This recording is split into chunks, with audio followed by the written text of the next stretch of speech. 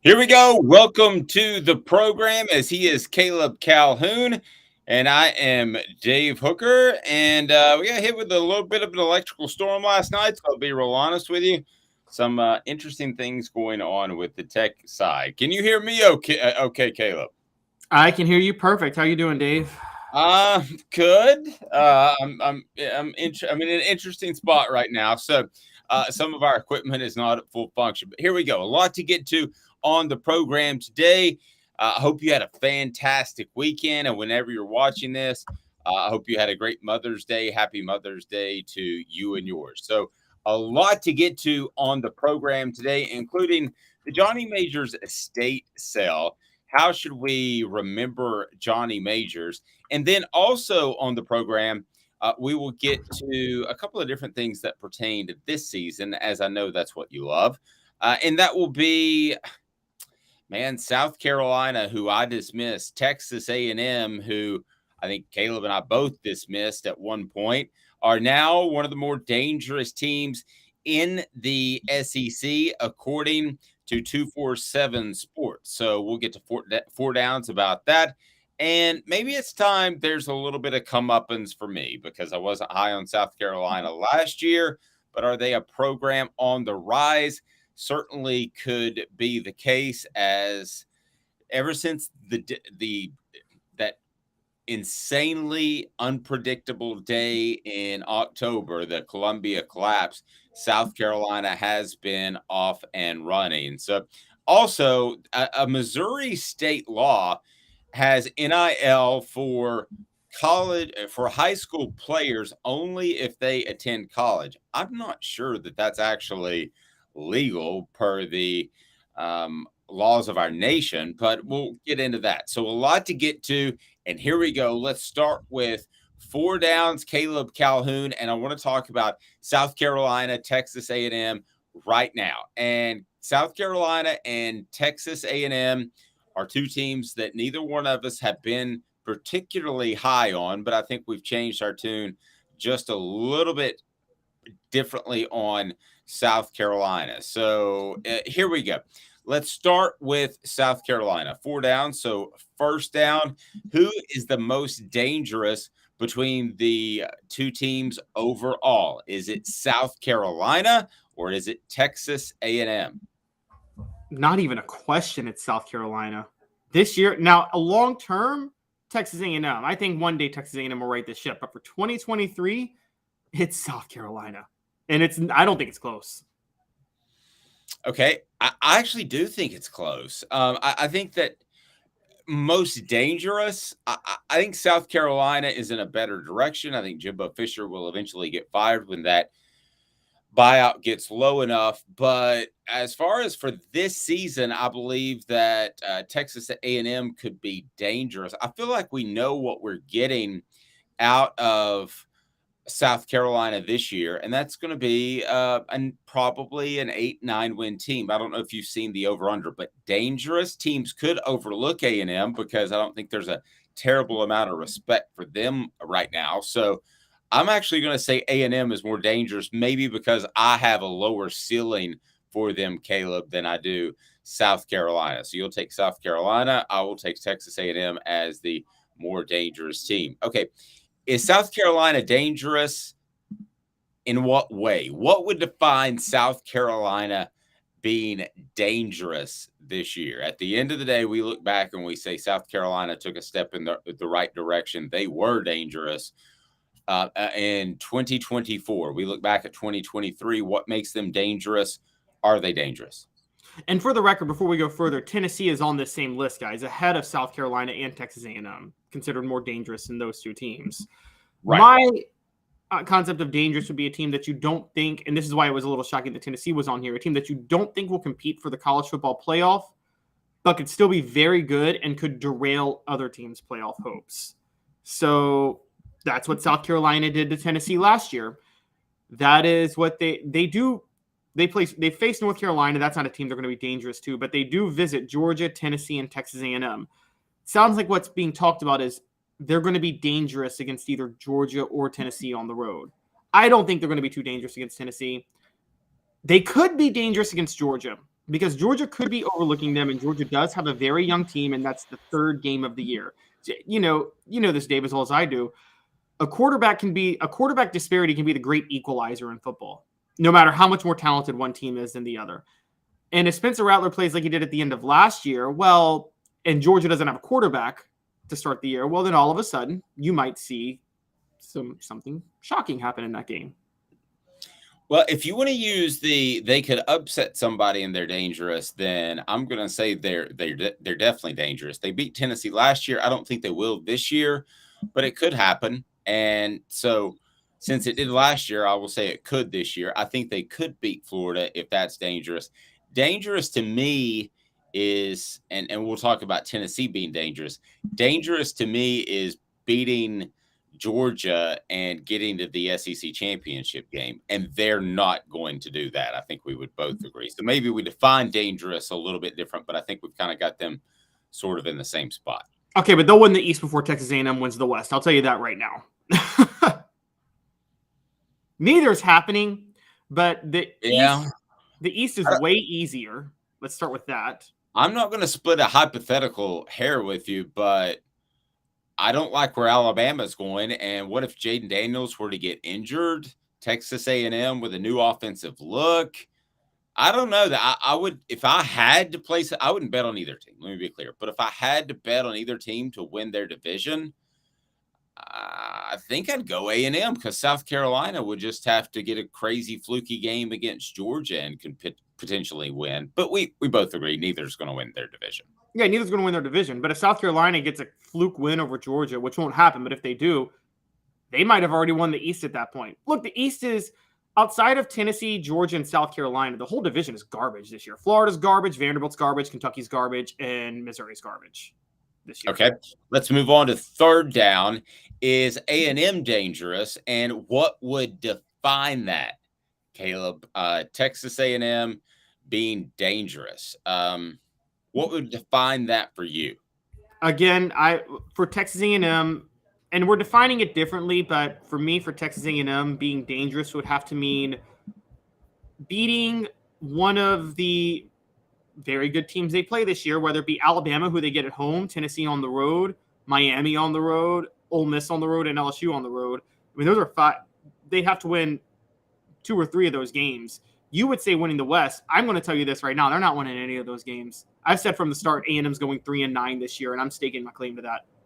Well, I don't think they'll be that bad, but we'll see. So A&M dangerous to me, that would be beating LSU and or Alabama. And since I think Alabama is down, could they derail Alabama's attempt to be back to a championship level and make the college football playoff? Yes, I will say they're dangerous enough for that. So by my definition, they're dangerous. I don't think they're going to be 3-9 either, but I wouldn't be surprised by a 6-6. So either way, you're not competing for anything big time. Okay, well, the Vols beat both, and then I want to get into what makes the Vols dangerous and what defines their danger level, Will Robinson. Will the Vols beat both, one or neither? They both show up on the schedule this year. They will beat both. They play them back-to-back with the bye in between. So they have South Carolina, then a bye, and then Texas A&M. They will beat both easily. They'll beat South Carolina because it's going into a bye and they want revenge. And they'll beat Texas A&M because Texas A&M won't be that hard to beat, and they'll be able to look ahead of Texas A&M to Alabama and still win in a blowout. I think Tennessee beats both, and I think they do win both games handily. As far as more dangerous between the two for the Vols, I'll take A&M because I think there is a bit of an unknown there, and I think South Carolina. I think that game has been circled by Tennessee's players as a revenge game. Not that you don't get up for every game, but I think in particular you get up for the South Carolina game. So I actually agree with you on that, even though I think South Carolina is more dangerous. For Tennessee, A&M is more dangerous, largely because Alabama's the next week. So yeah. So okay, so Tennessee, so South Carolina is 6 on this list of most dangerous. Texas A&M is 8, but Tennessee is 5th. So let's get to the Vols. In some ways, dangerous is it's almost a backhanded compliment. It's like you're smarter than you look, and because Caleb, yeah, I mean Tennessee's already dangerous. Dangerous to me defines making the college football playoff. Well, they were right there and number one at one point in the season last year. So I'm not exactly sure what defines this list by 247, but I mean, I think Tennessee's right up there with one of the most dangerous teams in all of college football. They could shake the apple cart. They could make the playoff. We discussed whether or not they're back. That's very debatable, but they're back in terms of competing for a playoff. So that to me is dangerous, and that's a given. So I don't think that them being fifth is any huge, prophetic statement, a profound statement. I don't think that's. I think fifth is maybe a little low. I think the Vols are more dangerous than that. Yeah, you're right. What are we defining as dangerous? That's a good question because, okay, let's go through the list of the first 5 games. Virginia, Austin Peay, Florida, Texas San Antonio, South Carolina, Texas A&M. Those are the first 6. Tennessee, none of those teams are going to overlook Tennessee, I don't think. Do you think any of those teams would overlook Tennessee? No, I think you're past that point. To me, dangerous is like Tennessee was dangerous last year. They'd get overlooked. Yeah. So then the first game where Tennessee is going to be an underdog, which we both agree is Alabama. I can tell you right now, Alabama's not overlooking Tennessee after last year. Like the way we talk about Tennessee with South Carolina, you don't think Alabama desperately wants to get back at Tennessee this year? And they're not overlooking Tennessee. They may not be good enough to still beat Tennessee, which is a bold statement, but they're not overlooking Tennessee. I'll tell you that much. So the only time you could get to dangerous is when Tennessee faces Georgia the next to last week of the year. And because that's going to be with the SEC East on the line, probably, I doubt Georgia's going to overlook that game. Go ahead and click on that like button. It helps us open up to more people, and subscribe if you haven't done that to this point. Travis says, who's the kid hosting with Dave? As Caleb is not rocking the beard any longer, looking high and tight. I like it. Smoky Mountain Red says, I think A&M with the talent they have, if they can get it together. I'm with Smoky Mountain Red on this. I think if you did a true evaluation from top to bottom on the talent level, that A&M's better. Things break right the right way early. They could get on board. The question is, and it's a lot like Tennessee at this time last year, Tennessee's players were absolutely on board. No question about it. And we learned that, but we didn't know it at this time last year, right, Caleb? I mean, we kind of guessed it, that they might be on board. They might win 9 games, but they were on board. I talk to people all the time. I think they're on board this year, but you don't know it until you get through the season. We all thought the 99 Tennessee football team was 100% on board because they had a championship and a chance to win another. It didn't happen.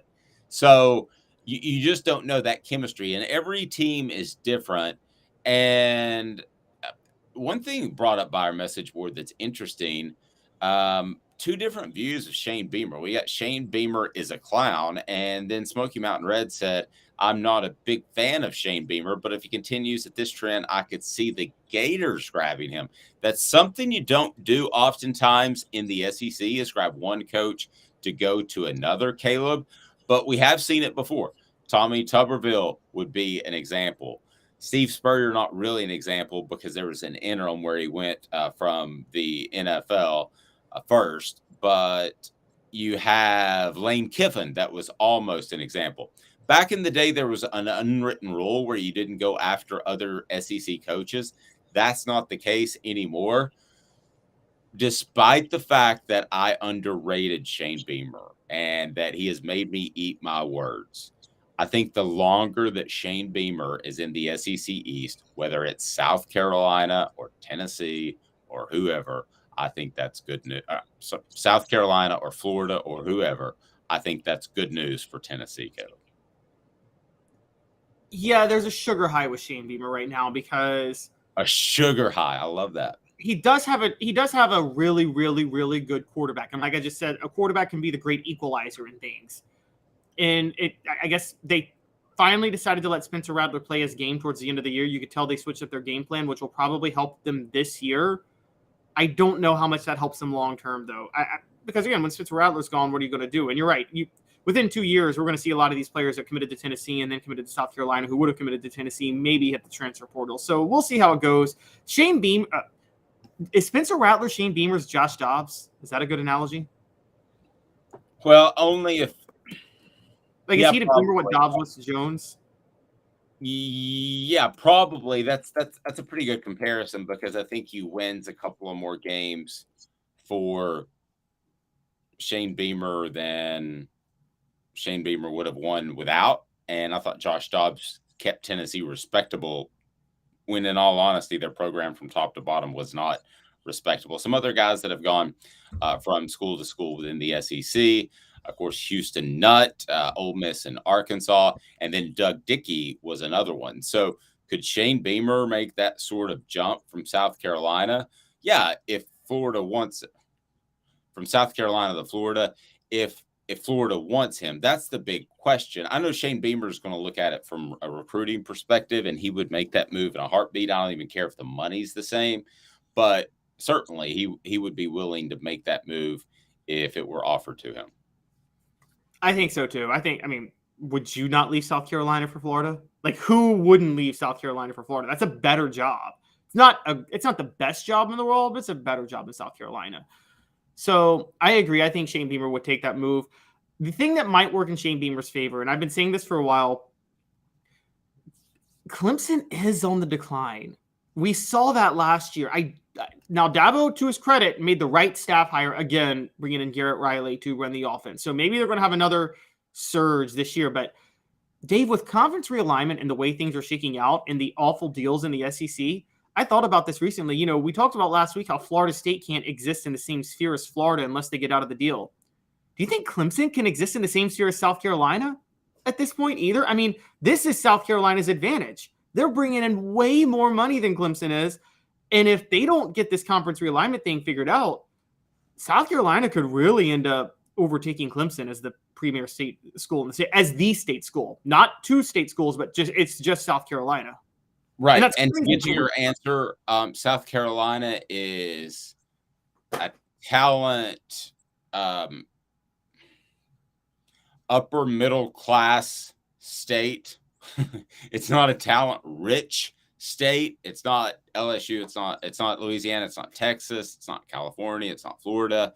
But those states I just mentioned can support multiple teams. Can the state of South Carolina support two teams at the same time? I will tell you no, which leads us to, was the end of last year a fluke for South Carolina, or do they have a program on the rise? Let me begin with you, Caleb Calhoun. Which is it?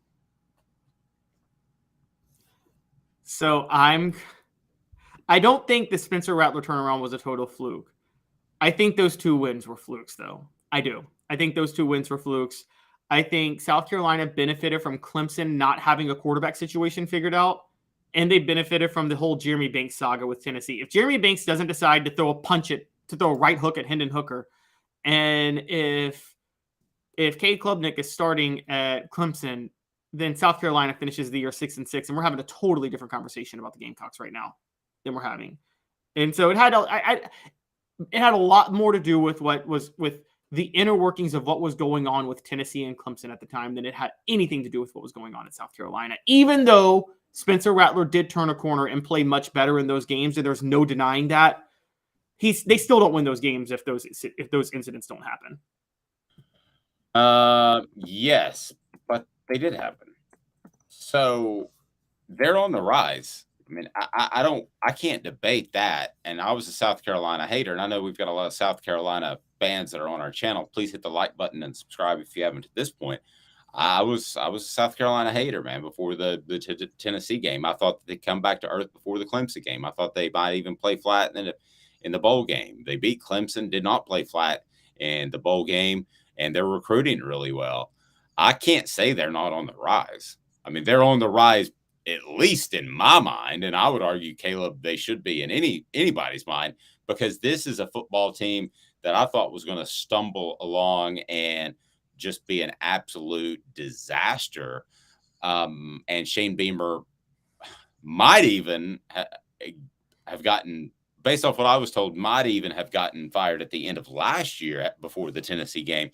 but definitely was going to be on the hot seat headed into this year. He's not. So by definition of both recruiting and his job security, they're on the rise. I don't see how we could argue that. You're right. So could two things be true? And I'm trying to think of another program that's like this. Has there ever been a fluke game put a program on the rise? And I mean, actually, yes, there has. What am I saying? 2001 Tennessee LSU put LSU on the rise because of Nick Saban. That's the flukest game of all time. And it made Nick Saban.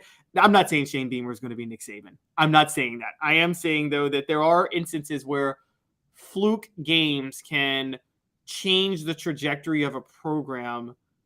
And it looks like Tennessee and Clemson might have done that for South Carolina in back-to-back weeks. There's no way they get this recruiting class that they're getting right now if those two games don't happen. SC Scout guy said there was absolutely zero chance he was fired last year. I agree with that. What I was told before the Tennessee South Carolina game, SC Scout guys, to kind of clarify a little bit, I was told that he was going to have to make pretty significant changes on his staff, which to me is a step away from getting fired. So I didn't think he was going to get fired at the end of last year. The question I have for South Carolina is when I talk to people in coaching circles, they don't think a lot of that coaching staff. So Shane Beamer might end up being the next best thing since his dad, Frank Beamer, who was a legendary coach, and I got great, mad respect for him.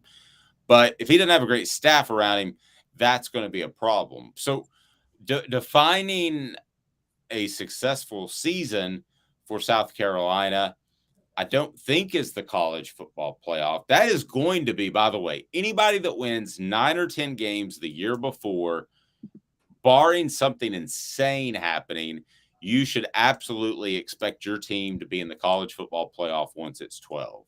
And when it's 12 teams, don't give me that, oh, well, we got another rebuilding year. I don't care. It doesn't matter. You should expect your team to be in the 12. So if there were 12, it's easy to define for me. South Carolina has a successful season if they make the college football playoff. If they don't, then they didn't have a step in the right direction type of season.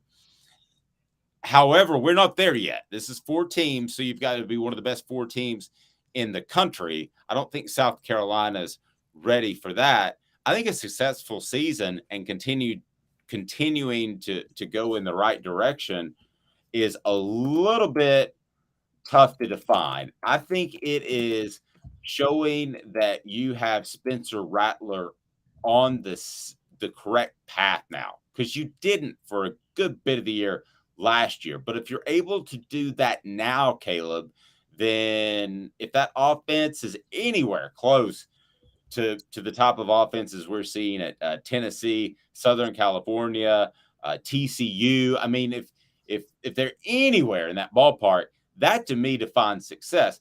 Now, as far as the schedule, what would wins define? How many wins would define a successful season? Because I think we can both agree they're not ready for the playoff jump unless they surprise us like Tennessee did last year. Well, I was just going through their schedule. In the same way I talked about Tennessee, I got to talk about South Carolina in terms of the schedule. Look, Dave, this is crazy. 11-1 is on the table. I don't think it's going to happen, but it's on the table because, okay, let's go through their schedule. Neutral site game versus North Carolina to start the year.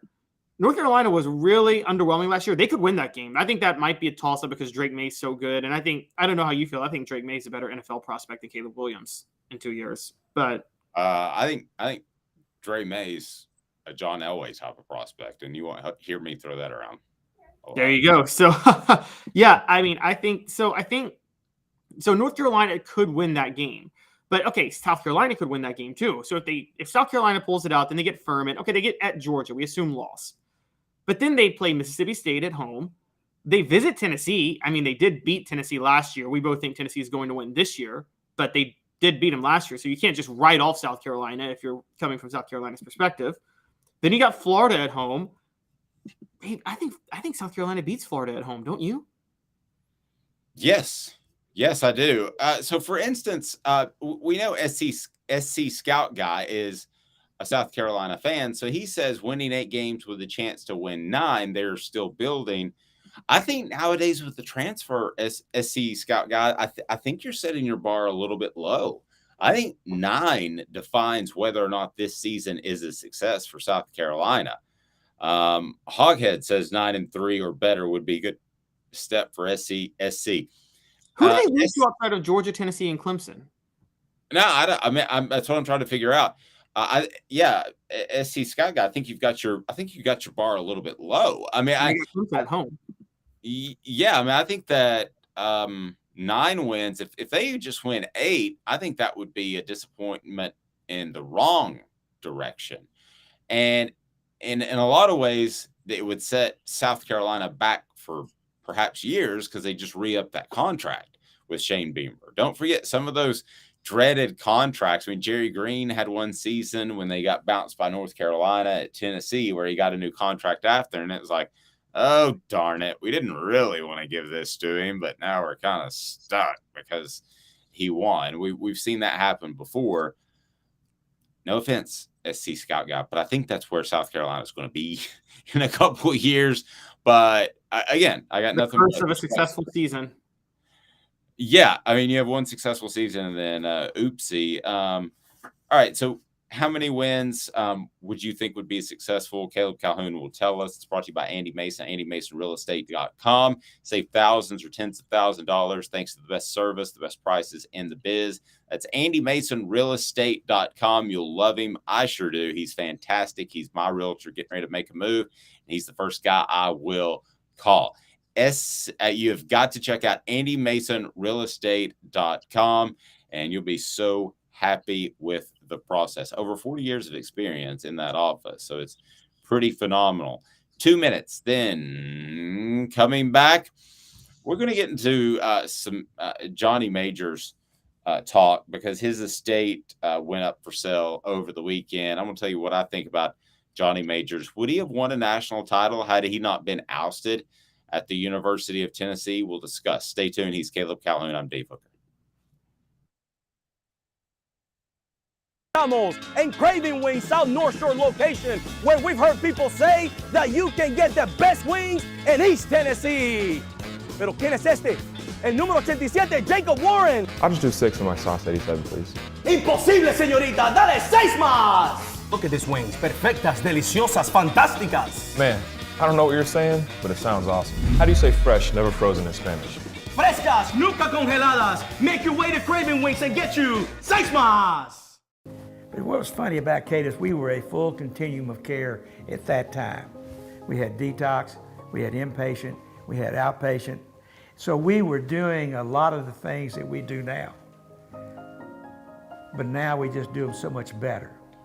It's really a simple program, but we're complicated people. I am what I am, and now I got to do something about it. You can take your life back. Call Cadis today. Got cataracts? We can fix that. Never miss another moment. With a little help from Doctors Campbell, Cunningham, Taylor, and Hahn at cctis.com. Do you want to own the more that owns every job? Then get to Vassey Lawn and Garden in Cleveland and get you a Toro. I'm David Vassey, here to talk to you about Toro. With a Toro Zero Turn, you'll get more out of every minute and you'll reach the finish line faster. At Vassey's, we like to say, no matter if you're mowing 3 acres a week or 11 lawns a day, homeowners and business owners alike find confidence in equipment they can trust from top to bottom. Vassey Lawn and Garden, Highway 60 North in Cleveland. Man alive, it's worth the drive. Our family has been creating jewelry since 1986, each piece unique with a story all its own. I'm Rick Terry with Rick Terry Jewelry Designs. I'm a jeweler, and I want to be your jeweler. We're grateful that you chose us to be Knoxville's best jeweler. My family and staff look forward to serving you. So please come see us. Kingston Pike and Campbell Station Road in the heart of Farragut and downtown on Gay Street, right next to the Tennessee Theater.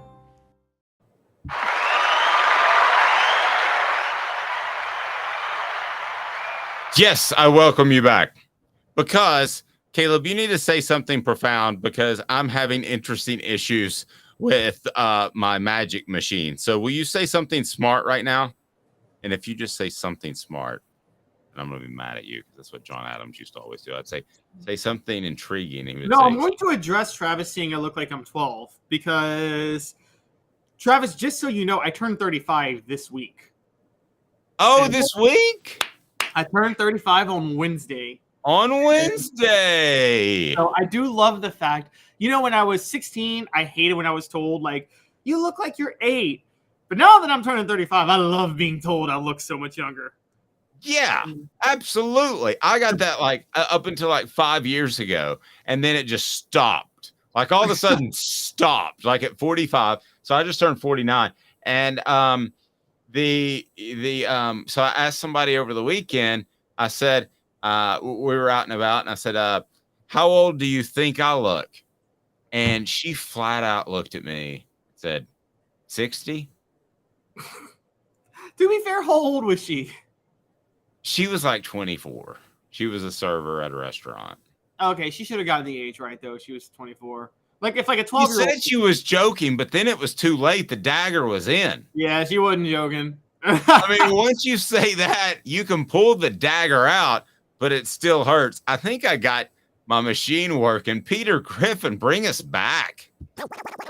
You're listening to The Dave Hooker Show, a presentation of OffTheHookSports.com. The internet is full of pictures of each and every one of you. Available on YouTube, Apple, Spotify, and the Off the Hook Sports app. Download now for free. Is there nothing you people can't do? Also available on OffTheHookSports.com. Caleb, you've got to know me. Would you consider me objective? Very objective. Dave, you are the most objective person I know. Thank you. Damn 60-year-old. Leaping objective. 60-year-old is what the hell I am. You know what's funny is I think one of the funny things about objective, and I know that people say whether, you shouldn't be a fan of somebody because you got to be objective. I disagree with that.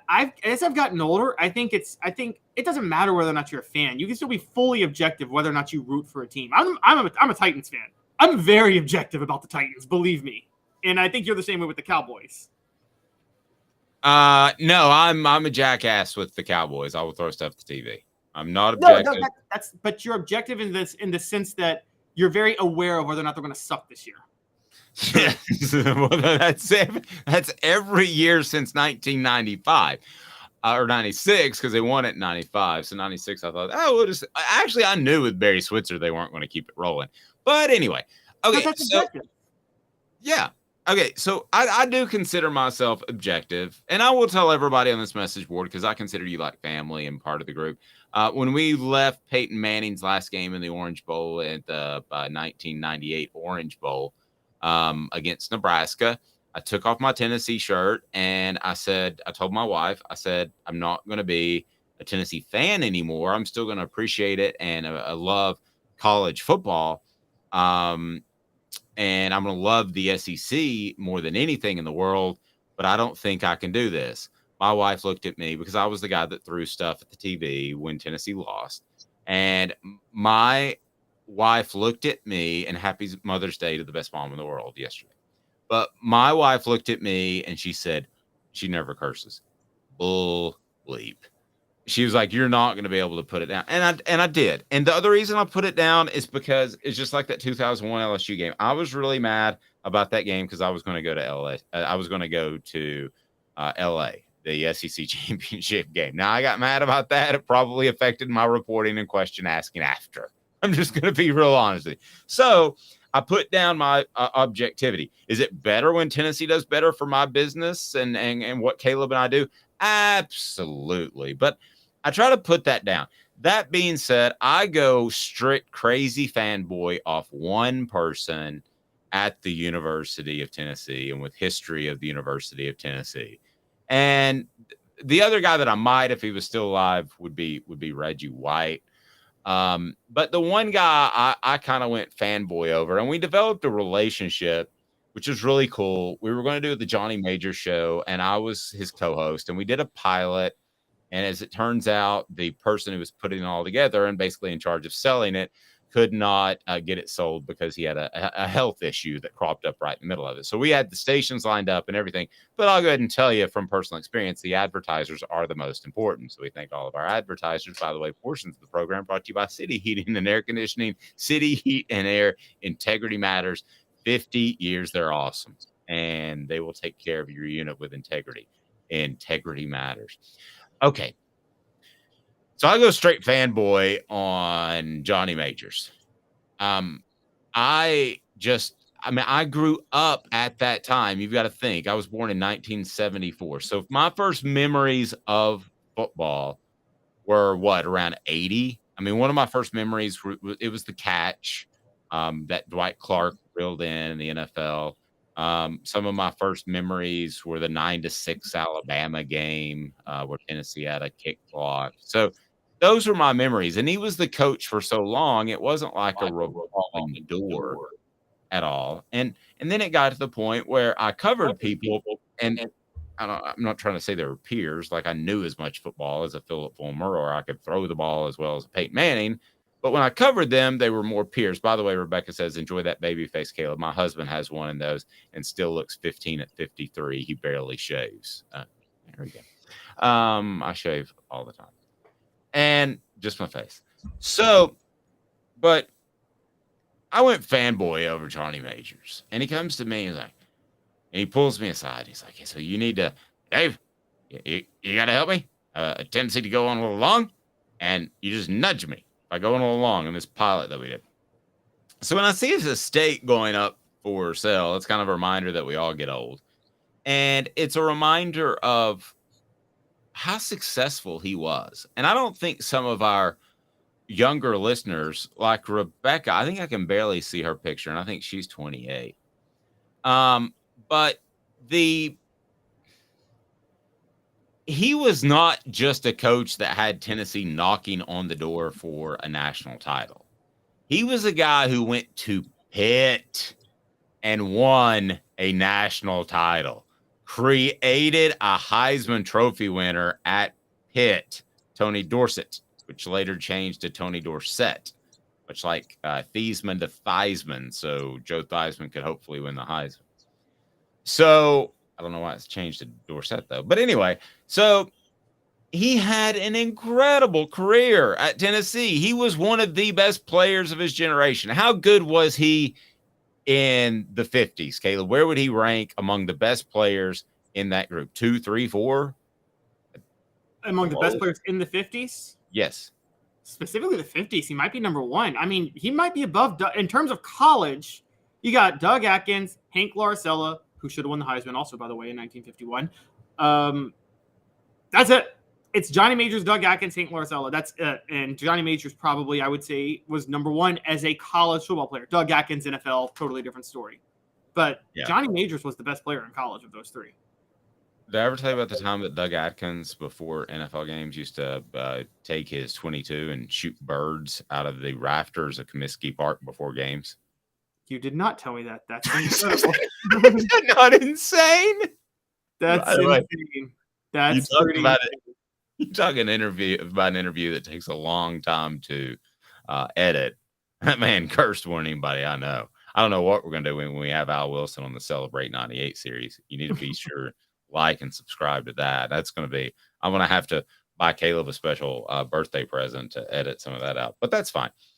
All right. So know this, that I'm strict fanboy when it comes to Johnny Majors. Love him. He was always super nice to me. And man, just great. Okay. So he's the only guy that I've ever covered that I called coach, because these guys ain't my coach. I don't call, really the only sports term I use is commissioner. If you're the commissioner of the SEC, I will say commissioner. Although I referred to Roy Kramer as just Roy one time, and Jimmy Holmes was not happy with that. So he's the one guy I call coach. So I want to ask you this question. Would he have won? His estate's on sale now. Would he have won a national championship at Tennessee? Providing a backdrop for those younger ones that don't know. Did Philip Fulmer go after his job while Johnny Majors was having a heart attack? Well, as Johnny Majors goes, well, Dave, let me tell you something. They're working on my front, and bleepity bleep was stabbing a knife in my back. And so, yes, he thinks so. But I don't think it's quite that simple. So let me ask you, his estate's on sale. Would Johnny Majors have won a national title at Tennessee had he not been replaced by Philip Fulmer, who overtly, and I have no problem with ambition, I don't hold it against him, went after his job. He made like 100 phone calls to the president's office over the course of 2 weeks. Caleb, we work together all the time. I don't call you 100 times in 2 weeks. No, you do not. You don't even get that many emails. I mean, all of our contacts are less than 100 a week. So clearly he was out to get the job. Would he have won a national title at Tennessee if not for the change? So this is really hard to say because, like, it's one of the hardest questions of my career, to be real honest with you. Because, okay, like, let's take the national title Tennessee won in 98. Fulmer as a program runner is not like, to me, national title caliber as head coach. It's just he had the right staff and all the talent at the right time in 98. Got breaks, yes. So the question with Majors becomes, okay, does Majors what led to Tennessee's 98 national title? Fulmer getting the recruiting heist of the century in Peyton Manning, which in turn led to a lot of high-profile athletes wanting to commit to Tennessee afterward because Peyton Manning was there. And the truth of the matter is that was because of David Cutcliffe. If Fulmer's Johnny Majors' offensive coordinator, does Tennessee really land Peyton Manning in 1994, Dave? Because we know that he committed to David Cutcliffe, not Philip Fulmer.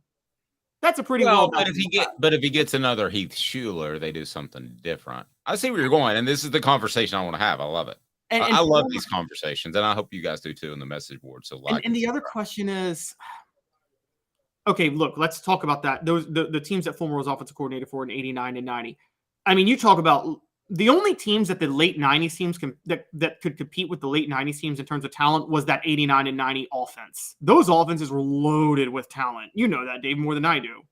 And but don't forget 91 and 92. Those Notre Dame matchups, that was the most amazing collection of talent I've ever seen. 89 to 92, that little run right there, that 4-year run. The defense wasn't on par with the late 90s defense, I don't think, but the offense definitely may have been better weapon-wise than it was. And so Fulmer had an arsenal of weapons at his hand. So what the question I'm asking is, if Fulmer had stayed along as offensive coordinator, by the way, he wouldn't have. He would have taken a head coaching job somewhere else.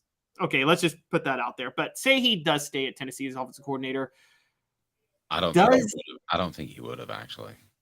Okay, you're right. I don't think he would have. I think he would have waited 5-6 years for Johnny Majors to eventually retire, because he was so loyal to, or he would have hated Majors. But that sidetracks us. Go ahead. So does he win a championship? Continue in that path. Because I don't think Fulmer is as good of an offensive coordinator as David Cutcliffe. And that's where I was going with that. And I don't think Fulmer could tailor his offense, going from tailoring it to Heath Schuler to a Peyton Manning to a team. I mean, I don't think he could do what David Cutcliffe could do as an offensive coordinator. I'm just going to say it. I think Fulmer actually as an OC underachieved with the talent he had in 89 and 90. There, I'm going to say it. I think he underachieved with the talent he had in 89 and 90. He would certainly argue with that, as he and I have had this discussion. But so do you agree with me on that?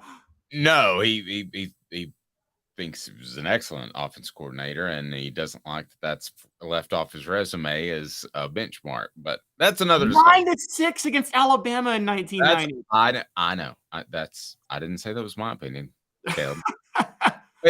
Here's my thing with Majors.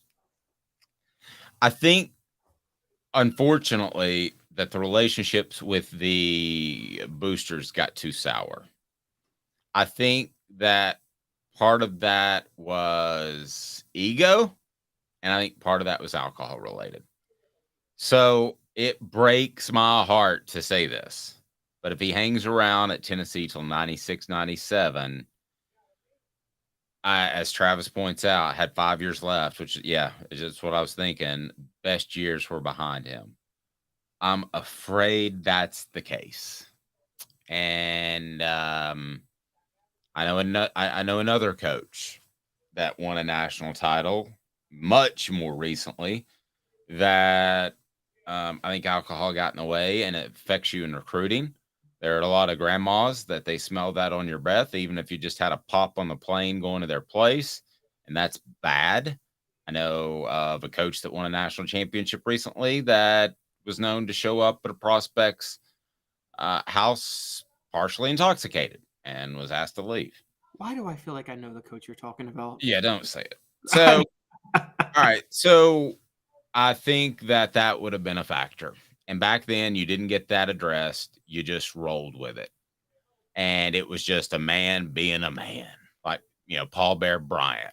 He used to get really intoxicated with the media when they would have the Skyriders tour. So instead of the the SEC media days, they would all hop on a plane and fly from campus to campus, and they'd have pops with Paul Bear Bryant afterwards and pick his brain. And he would go through 4 or 5 whiskeys. So that's just the way things were in the early 90s and before. Fortunately, I think that our society has looked at that, especially kids my age, and they're like, I don't think I want to drink alcohol. I'm like, cool. So I don't think he would have. And it really, really breaks my heart to say that. But that still being said, he absolutely should be beloved because he got Tennessee to a spot that they could win a championship. And he's one of their best players of all time. And don't forget his brother, for those young ones out there that don't know, his brother was an assistant on the staff and killed in a train wreck. So, he's got he had a lot of emotional ties, and the majors had a lot of emotional ties. So to just discount them because he didn't win a national title, I think would be unfair and short-sighted. But do I think he would have won a national title? The only way he wins a national title, Fulmer took over in 92. The only way he wins a national title if that next year, 93, he strikes gold. After that, I think it would have started to erode. And that 93 team may have been good enough to do it, to be fair. Yes. That 93 team was loaded with talent. I think he was loading up for one last run. I think it's like, I know you gamble in sports. I like to throw dice. So whether I'm up or down at the end of a casino trip, I'll make one last run and I'll have however many dollars. And this is it. And I'm going to play for an hour unless I'm doing really good or I lose really fast. And that's it. That's my last run. I think he was loaded up for his last run in 93, and that did get taken away from him. It's like when those 08 Celtics got together. They were loading up for one championship run. They were all towards the end of their careers, and they knew this was their chance. I'm going to say this in defense of John. I want to say this one thing in defense of Philip Fulmer in things in what got taken away from Johnny Majors. I want to be fair here from the other side to give the perspective. I know some people in Knoxville. I didn't live there long, but I remember talking to people just as a college kid, and I've heard a lot of rumors. Dave, take it what you want, but I've heard a lot of rumors that Fulmer was really looking at a lot of offers after that 89 and 90 years when Tennessee was back-to-back SEC champions. And you can imagine he was a hot commodity as a head coach at that point, as a prospect, because when he becomes offensive coordinator, that's when Tennessee turns it around from 5-6 to back-to-back SEC titles. So you can imagine the type of offers he's probably getting from other schools. I had heard a lot of rumors that Johnny Majors asked Fulmer to stay along and said, this will be my last contract. And then 1992 comes around, and you and I know the story. Big Arch Caravan comes in 92, and what is he doing? Railing against the administration for not extending his contract and complaining about the fact that they wouldn't extend his contract after he had reportedly told a lot of the staff that this was his last contract. So we have to be fair to Fulmer on that side too. And I mean, I did see a comment that said there's a rumor that Fulmer sabotaged those 3 games when he lost as offensive coordinator when Majors came back in 92, when they lost to Arkansas, South Carolina, and Alabama. Guys, go back and watch those games. Fulmer didn't sabotage that. Fulmer's not the reason that Tennessee allowed Arkansas to score a touchdown, recover an onside kick, and then kick a game-winning field goal. That had nothing to do. Fulmer was not doing anything during that whole time. He was the offensive coordinator. He couldn't have done anything to cause that. So I just want to be fair to Fulmer on that front. I don't think he was purposely trying to lose games for Tennessee to get the head coaching job when Johnny Majors came back at all. No. I mean, listen, Philip Fulmer likes Philip Fulmer number 1. Most of us do. And he likes the University of Tennessee number 2. But he would never, ever sabotage a game. Just like I don't think Tennessee's defensive players sabotaged a game because the Jeremy Banks situation. I just don't think that happens. I don't think people do that. I think people have too much pride to get to that point. Elias brings up a really good point. Maybe Brandon Stewart still ends up in Knoxville, so he has a Heath Schuler type of career. It's not a Manning, but that's a winnable one in terms of having a guy that could potentially lead you to a championship. And for those that don't know, Shadow Wolf points out Majors got sick in the hospital and Fulmer took over. Yeah. So what happened? Like a series of things had to happen. I don't want to turn this into a history lesson, but he basically had and I've talked to Mike Strange about this, who's a longtime Knoxville News Sentinel writer. Like 8 things all had to happen for Majors to lose that job. One of them, he made a bunch of boosters mad. There was the contract issue, Caleb, that you mentioned. There was the heart attack. There was the fact that they did so well when he was in the hospital. There was the fact that he rushed back. If he hadn't rushed back, the job would have still been his. If he'd just taken the year off, I've been told, you may lose Fulmer in that regard. There were like 8 things that had to fall into place. So it's a little bit of a heartbreaking thing. And I know I'm probably going back a little bit before some of y'all's time, but seeing the state sale kind of hit me a little bit hard. And, it's, listen, there's some things I would like to have the money to bid on, but when a Pitt Panthers liquor decanter is going for $700, I'm going to have to take a hard pass on that. Yeah, and that's also a little, given what we know about Johnny Major's troubles, it's a little disturbing to buy that. But Dave, my question It was a different world. I can remember getting whiskey glasses for Christmas presents from companies. I get my dad whiskey glasses every now and then, but it's your family. I got it from my employer. Well, Dave, have you ever seen? There's an old news clipping, and I think it's in Tennessee. It's an old local news story on. It's hilarious. It was making the rounds on TikTok about 2 months ago, where they were talking about when a lot of states didn't have anti-drunk driving laws until the 70s or 80s. There was just nothing to address it. So states started addressing it in the 70s. And I think it's a rural town in Tennessee. And you have these guys being like, pretty soon we're going to be a communist country. You can't open a cold beer when you're right before you're about to drive. Oh yeah, one for the road. I mean, that was just a common thing. I can remember my dad having one between his legs because we didn't have cup holders back in the day. I mean, that was no big deal. And I will just say, I'll share this story with you because I know that this is a fact because I've got a family member that worked there, that Major showed up to one public event in a car dealership, and he was very moody when he got in and went in the back, had a couple pops, came out, and he was like Superman with the crowd and engaging with this car dealership and these boosters and everything.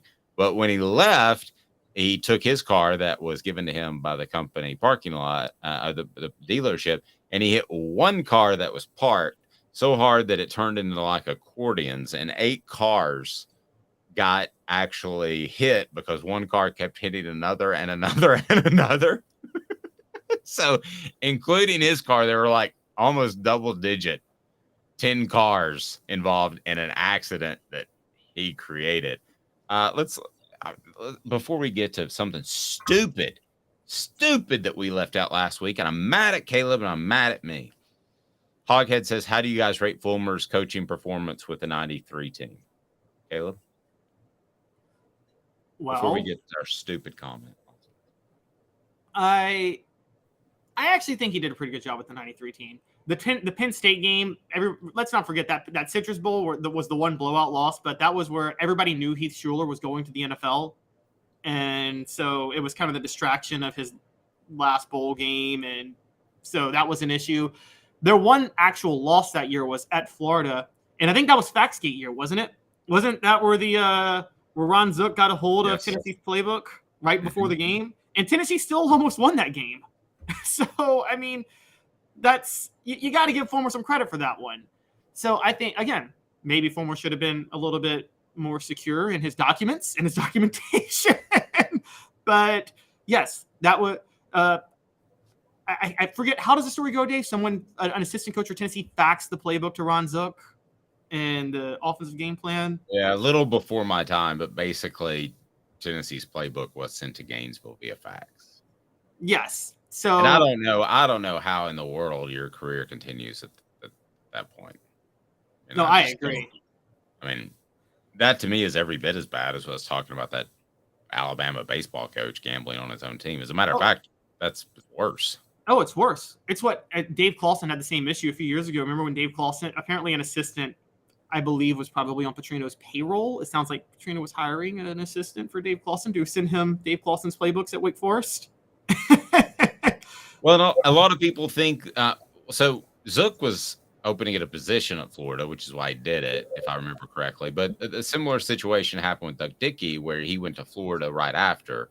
A lot of people wondered if he threw the last game. Portions of the program brought to you by Craft Treats. Craft Treats, use the promo code Off the Hook. The promo code Off the Hook, get 20% off the chill pills that will help your pet overcome anxiety, arthritis, digestive issues.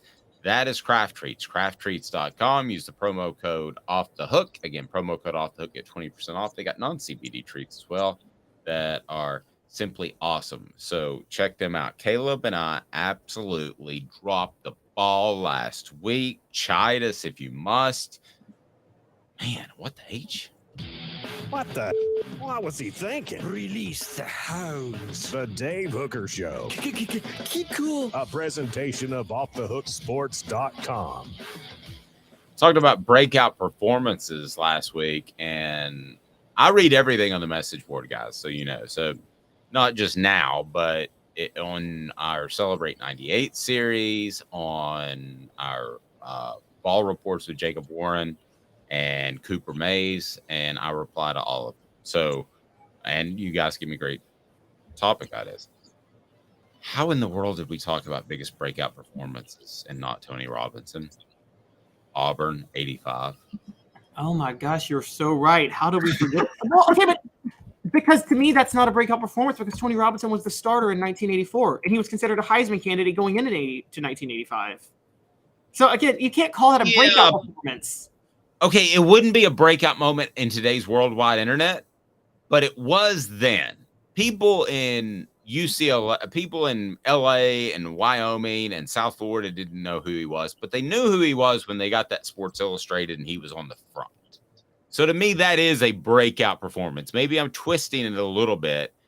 And I didn't know he was a huge Heisman candidate headed into that year, but you beat Auburn, who was the number one team at the nation, and you're on the front of Sports Illustrated.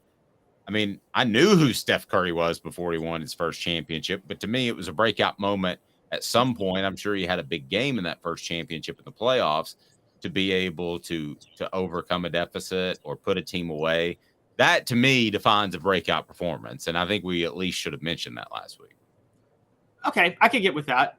Dave, look, I'm so young that my entire history, my track record of covering college football and following recruiting following college football dates back to the late 90s, but following it from like a recruit from when he signs to his graduation is right around the time Rivals started in 2002. So my question is, back in the day when high profile recruits signed, was it different than now? Where did they just fly under the radar and you forgot about them until they started playing their junior year?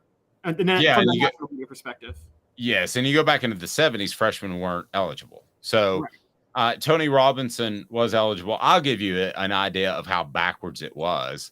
I know a reporter for the Knoxville News Sentinel, and he'd get calls because, you know, you just had a phone. You didn't have a cell phone. But in the 80s, he'd get calls, and he goes, hey, that guy they're recruiting, his name's Bob Jones. You wrote about him. Is he black or white?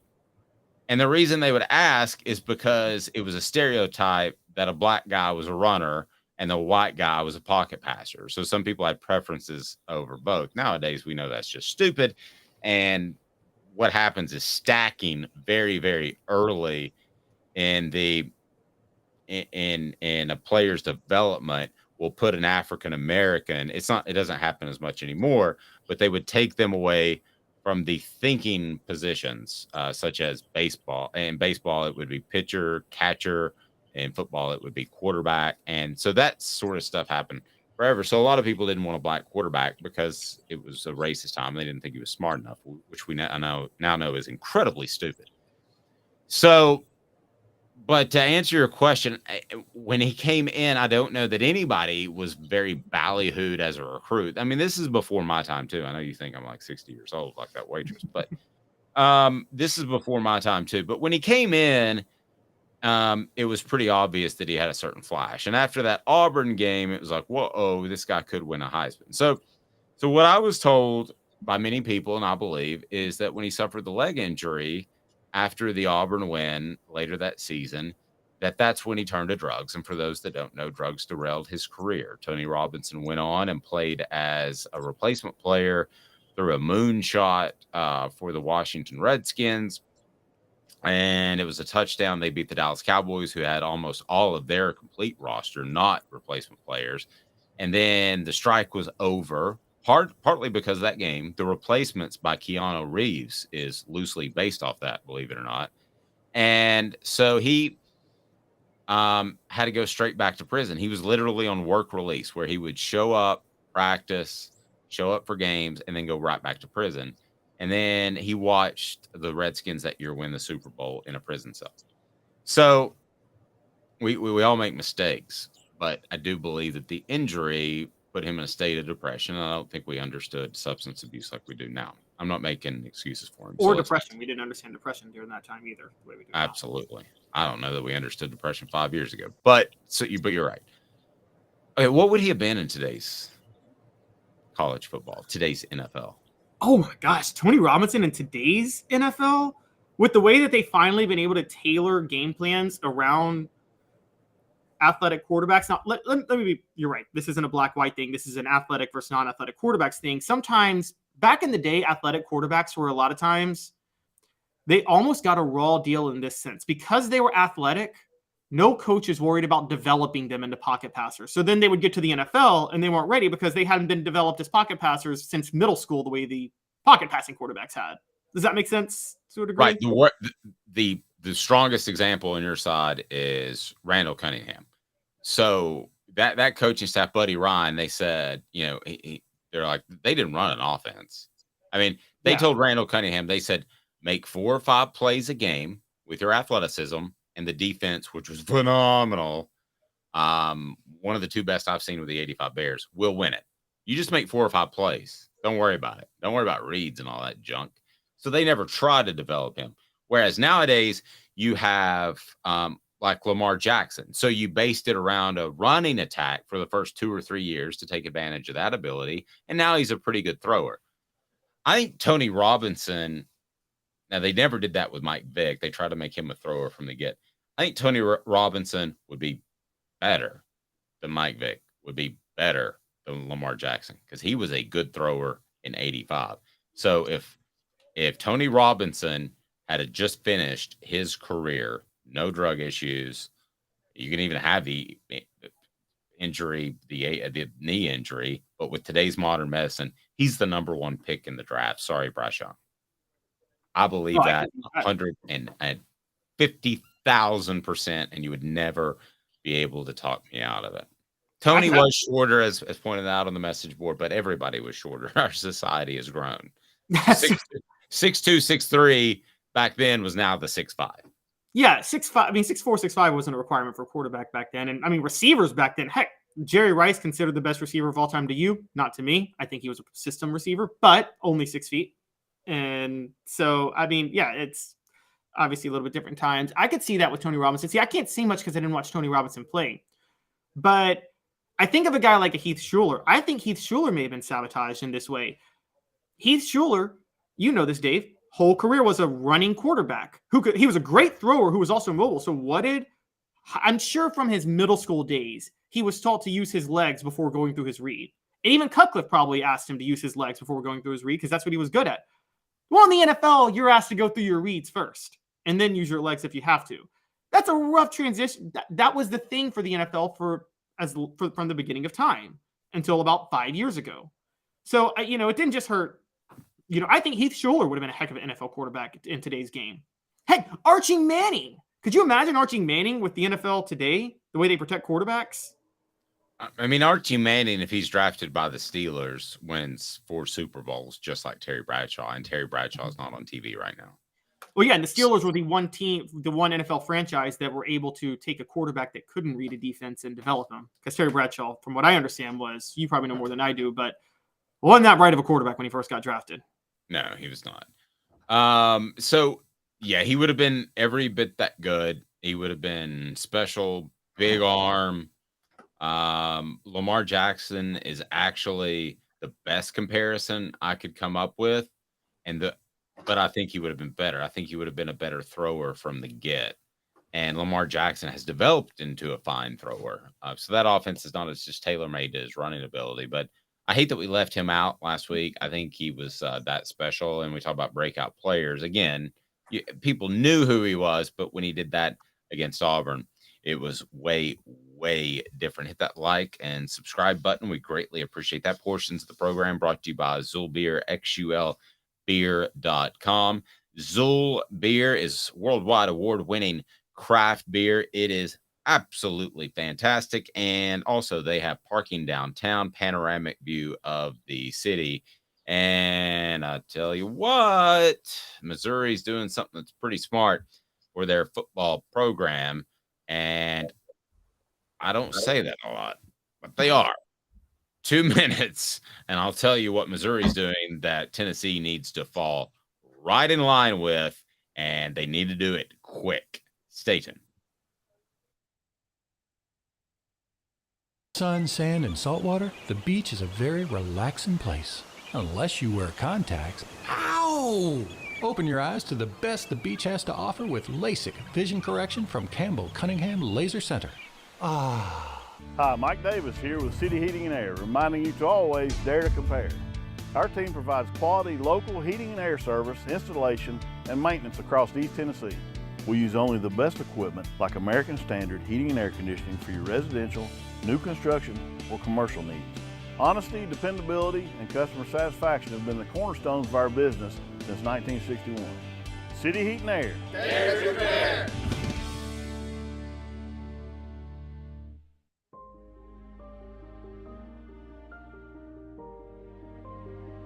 Our family has been creating one-of-a-kind pieces of jewelry in West Knoxville since 1986.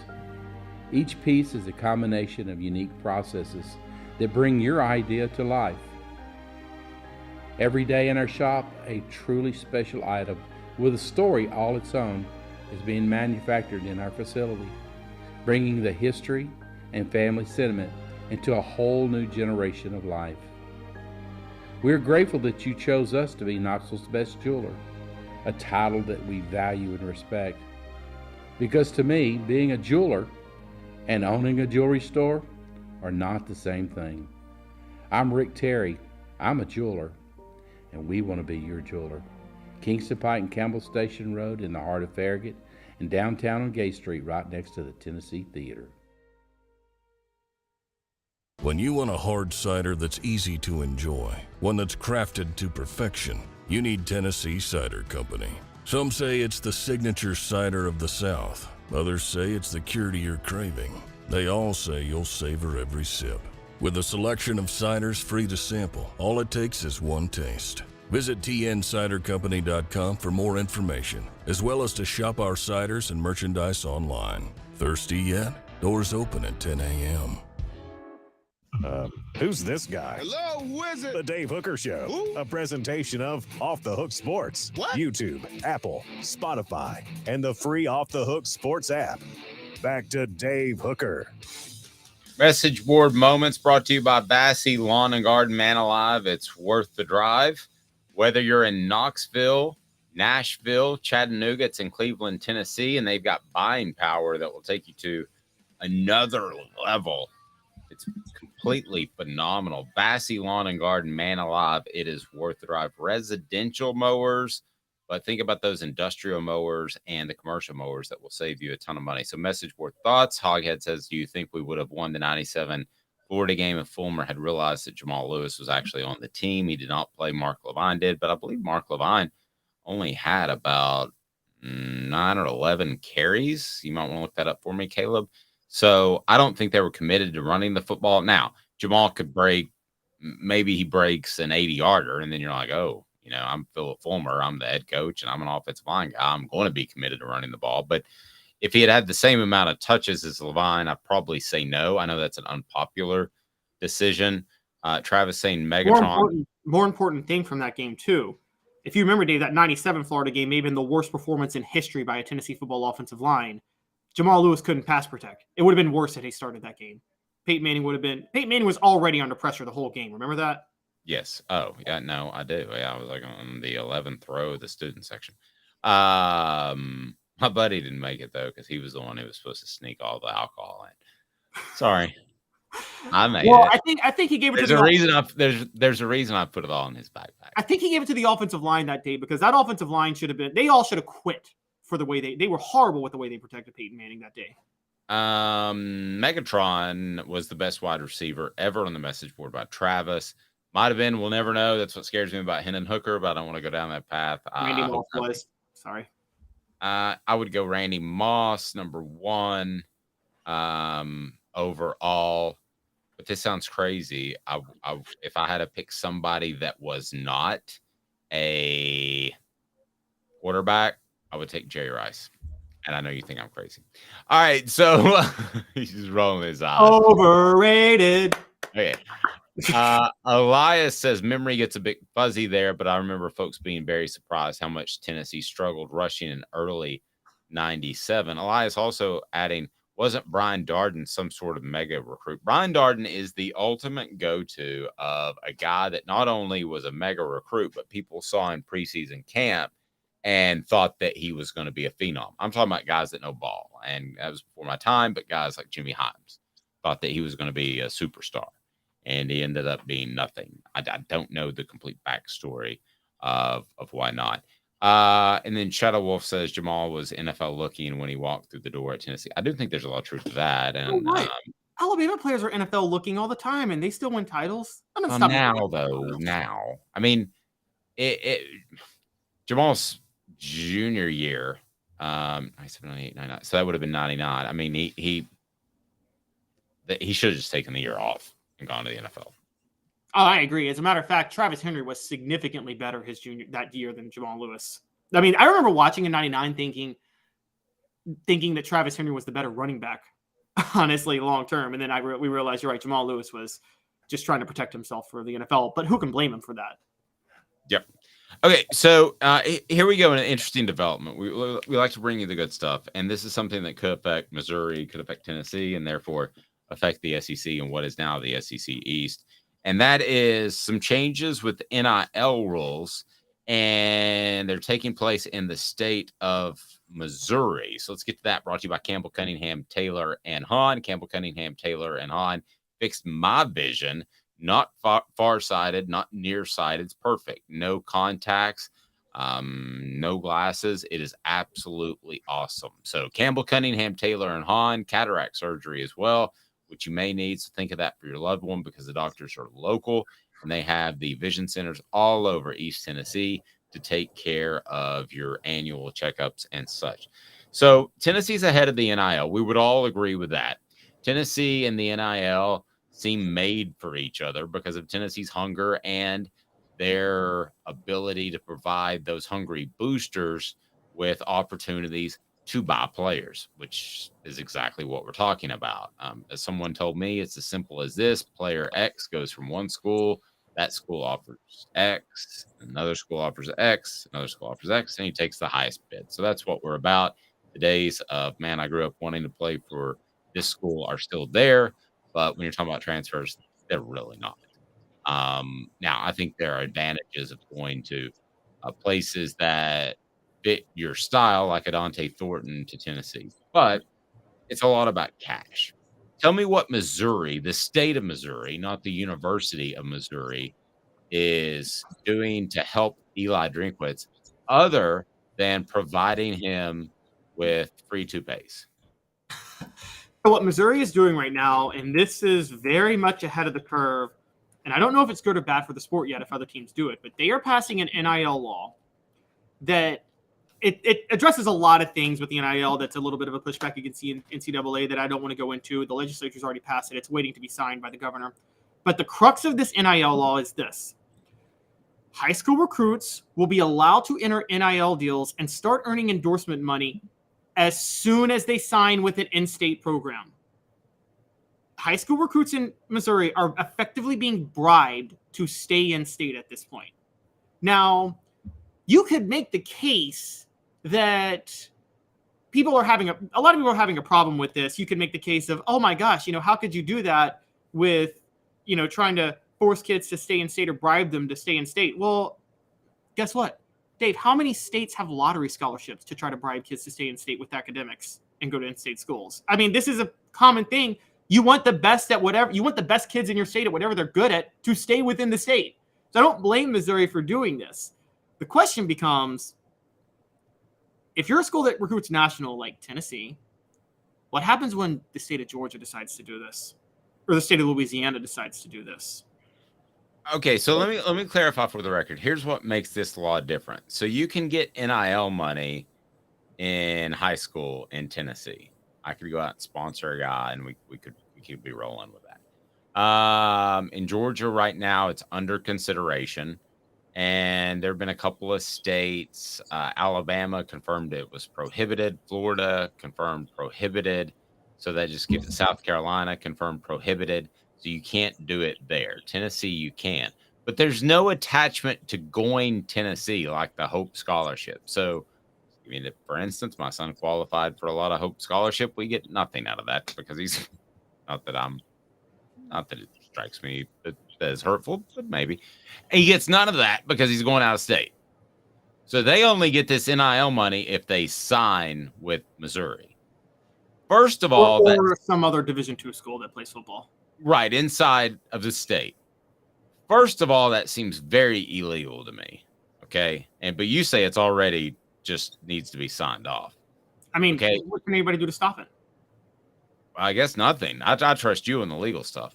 First of all, that sounds very, very illegal. Okay. Because you're determining where a kid can play ball, which is the same thing that that college football was doing by not paying players. I mean, that was illegal. They're 18 years old. Second of all, if you're 18 years old, and I think it's stupid that people can't drink at 18, but they can go fight for our country and die. Okay. But for whatever reason, we pick that age as you're an adult. Argue in society nowadays, you're really not an adult until about 22, Caleb. I don't know about you, but I wasn't. Most of my friends weren't. I mean, to think that I was an adult at 19 or 20, I was an idiot. Quite honestly, I made idiotic decisions until my late 20s. So yeah, I did too. So, but really, that's when I look at people different. Okay, like I take an instance where somebody gets, let's take like the Henry Ruggs incident. I mean, to me, that's almost still a kid making a stupid decision. But again, not to get sidetracked. So, we have defined it as 18. So if you're telling me that's the law, and these kids have been absolutely ripped off for years, and it's made me very angry for 2 decades that they get so little of the pie. And the 98 team that we're doing the Celebrate 98 had to cobble together money to be able to, because they didn't have a cafeteria open on a Sunday. So they had to cobble together money to put together a cookout, and some guys had no money, zero, and they couldn't throw any money in. Some people had 20, some people had 5. I'm talking about to go buy a bunch of ribs and pork and stuff. So that's always made me mad. But if you're 17, tough bleep. Okay, I'm sorry. My son could not work after 9 o'clock. He's one of the best employees where he works. Could not work after 9 o'clock on a school day. That's a law, okay? And it may have been 8 o'clock. You're under 18. And to put a 17-year-old in some shape, form, or fashion, if he signs with the Missouri school, and listen, some of this is going to happen at other schools where kids get a little bit of money at 16. It's going to derail their lives if it's a significant amount of money. If somebody gives me $2,000-$3,000 for whatever, I still remember I owned a landscaping company out of college. I got my first $2,200, and again, I was in that 20s age, 22, I think. First thing, we went to Atlanta and spent like 500 of it. How stupid was that? Party time, me and the missus. And this, to me, it puts the kids in a very dangerous position because they got big time cash in their pocket. We talked about gambling last week. It also is a disservice, much like college football playing football on Friday night, which that decision was made 10, 15 years ago and still makes me mad. It also hurts them because how's little Bobby, who's 5'9" and bust his rear all the time, and he's 155 pounds, and those guys exist even at Georgia high schools. How's he look at John Jones, who's 6'8" and a 330-pound offensive lineman, and the local grain and feed shop down the road who has money to spend wants to give him $10,000 for being a spokesman and put him up on a billboard. You're just not emotionally mature for any of this. And I got in a discussion with this about Georgia, and they're fighting it so hard. And it looks like they've won. The Georgia Coaches Association is really strong. So that's why it's prohibited there right now, but it could change, as Caleb mentioned. This is not the right thing for the kids. I mean, NIL in college was the right thing for the kids. This is wrong for the kids, Caleb. So your position is you don't think high school kids at all should be allowed to get NIL money at all? Well, I can't argue if you're 18. Okay, so let's say you turned 18 before your senior year. I mean, I can't argue that. You technically, to me, are a man. You should also be able to, in my opinion, buy alcohol. I've always thought that. So 18 is your man. Or let's decide, whatever the dad blame number is, if it's 18, 21, 22, it should be consistent across the board. You can fight for your country. You can vote. You can buy alcohol. You can buy cigarettes. Whatever the number is, as a society, let's decide. Okay? But right now, what we're going to do, this is football's grand idea, is they're just going to throw a bunch of cash at some high school kids that have proven a thimble's worth of stuff. And that, to me, is going to derail more kids than it will help them. There's some inner city kids or rural kids that they don't have money. Yes, and they could use it. But are those kids, the numbers of those kids, compared to the number of kids that are going to get cash and it's going to derail their career, is not even going to be comparable. This will ruin thousands of players playing future. Okay, so you're critical of Tennessee allowing high school athletes to get money too, then, right? Again, if it's 18, under 18, you're critical of Tennessee's law too, then, right? Because I think they allow under 18-year-olds to get money now too. They do. So the question becomes, okay, because we're talking about a broad sense of NIL. What you're talking about is something that's going to have to be regulated federally. I mean, there's just no way. I mean, one, we're seeing. The whole thing needs to be regulated federally. Here's the problem with this. How are we going to tell high school athletes under 18 they can't make money off this when you got states like Arkansas that just passed a law to bring back child labor? So, I mean, how are you going to sit there and say you can have child labor, but high school kids can't make money off, what they're contributing? I mean, that's the thing. It's like, you're right. I'm with you. Have a consistent standard across the board, but we literally have two states now and then there was just recently, I think, a factory that got exposed for overworking 11-year-olds. I forget what state it was in. But we're bringing back child labor in this country. So remember this too. Okay. I went to a school that kind of mounted up every 7-8 years. They'd have a good run of talent. That was your chance to win a championship in high school. You weren't going to win one other years. What happens when all those guys are bought out by the big school in town in the more financially prolific area, such as, well, I don't mind. I mean, some of you are from Knoxville. I went to Powell High School. I got my PhD, Powell High diploma, after 3 years of PMS, which was Powell Middle School. Uh, so, but Farragut, I mean, if they wanted to, they could say, "Hey, you're pretty good. Here's your NIL deal. Come to Farragut." And then those other schools are never any good. See that there's already a problem with that though with the private schools. I can tell you this in Memphis right now. I'm okay if they're private though, not to interrupt. But this is the thing. But I mean, it's already private, so it's like public schools are all already effectively being privatized. I mean, you got more taxpayer money going to private schools than public schools in some states now. So I'm like, I mean, I get your point. And if we had a uniform standard of education where just everybody had the same amount of money spent at every school, no matter what, then yeah, we could have this conversation. But that's not what we have. And I don't know how this is going to end up long term. But if a private school is going to do it, I mean, at this point, the school still can't do it. Just the town can do it, or not the town, just the businesses in the town can do it. There's a lot to figure out here. But I will say this: if you're going to have NIL deals if you're going to have NIL for high school athletes, which you and I can debate on, and I think I'm on your side on this, but I'm on your side, but I wish we would get rid of child labor altogether. Then it's crazy that we're bringing it back in some states. But what do you define as child labor? Because I was proud of my son for getting a job at 16.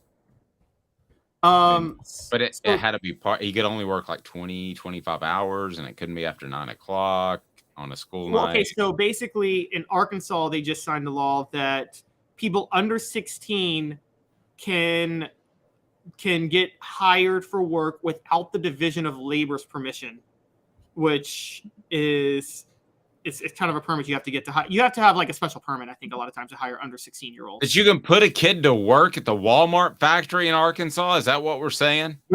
Yes. You can straight put a kid to work at the Walmart factory in Arkansas. They just signed that law this year. But if we're going to sit there and say an 11-year-old can be put to work at Walmart in a factory, why can't a 16-year-old make money off playing football?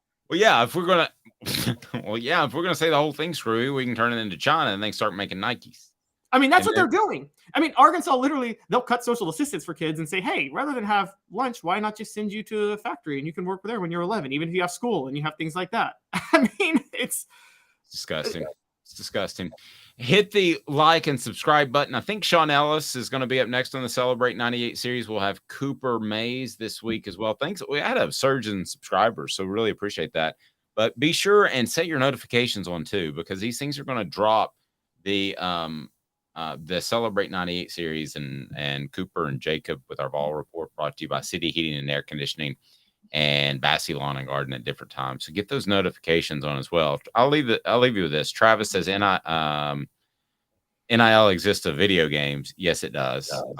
Because it essentially came down to guys were getting a piece of the pie for NCAA football, and the basketball game is Ed O'Bannon, a hero. Ed O'Bannon is ahead of his time hero. He is the prince of athletics. If you guys know about Prince, yes. Label.